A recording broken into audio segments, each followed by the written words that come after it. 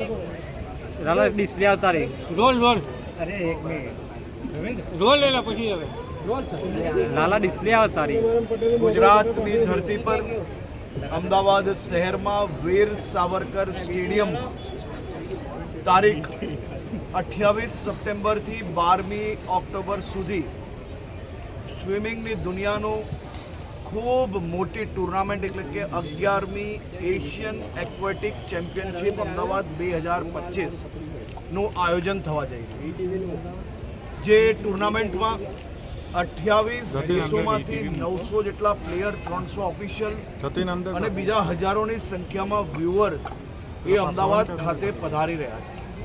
આજે ભારતીય સ્ટાર ખેલાડી જે ભારતને સ્વિમિંગમાં પ્રતિનિધિત્વ કરે છે, જે ભારતનો ઝંડો દેશ અને દુનિયાની અલગ અલગ દેશોમાં જઈને સ્વિમિંગમાં મેડલો જીતીને ભારતને ગર્વ અપાવે છે, એવા સૌ ખેલાડીઓ સાથે મળીને ફેડરેશનના અગ્રણીઓ સાથે મળીને ઓફિશિયલ ટી શર્ટની જર્સીનું આજે અહીંયા લોન્ચિંગ કરવામાં આવ્યું છે.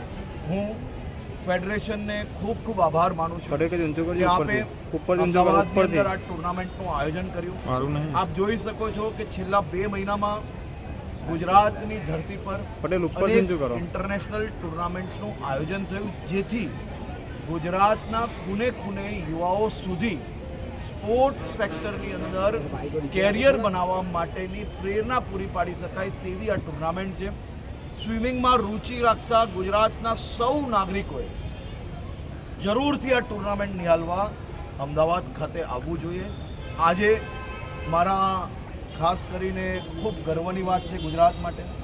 આ સ્ટાર પ્લેયર્સનું એવું માનવું છે કે વીર સાવરકર સ્ટેડિયમની અંદર આ સ્પોર્ટ્સ કોમ્પ્લેક્સમાં સ્વિમિંગ અને બીજી ફેસિલિટીઝ એશિયામાં ક્યાંય ન હોય એ પ્રકારની વ્યવસ્થાઓ અહીંયા ગુજરાતમાં કરવામાં આવી છે અને મને પૂર્ણ વિશ્વાસ છે કે આવનારા દિવસોમાં આવી અનેક ઇન્ટરનેશનલ મહત્ત્વની ટુર્નામેન્ટ આપણે ગુજરાતમાં લાવવા માટે સફળતા પ્રાપ્ત થશે.